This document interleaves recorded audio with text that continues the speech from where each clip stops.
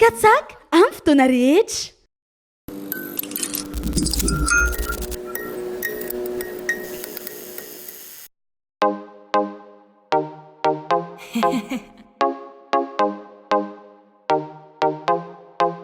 Faly aloha zany satria tafakatrakanina amin'ny malagasy ary mirary fanesena ho an'ny ekipa mibary ahy satria voninahitra ho an'ny fireneny. Tena mahafinaritra le satria hatramin'izay mbola tsisy hoe bary hatramin'izay. Faly satria samty sama vononokano Madagasikara.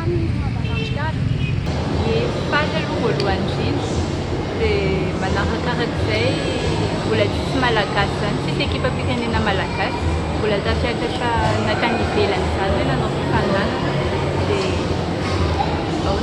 dia fierté zany.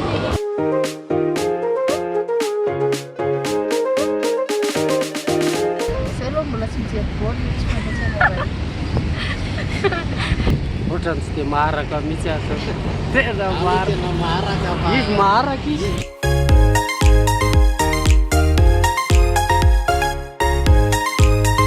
Voninahitra ho an'ny malagasy ilay manontolo rarina dia fandresena aloha amin'io fahambavony io, izay ny tena tanjony. Eny etahitantsika vao tafakatsakany ny bary aho famaranana mihitsy zany ny etahitantsika vao.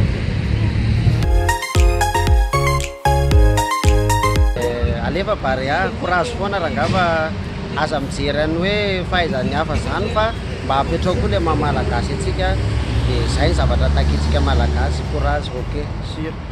Mahery zany ekipa mibary ava alaitity amboarany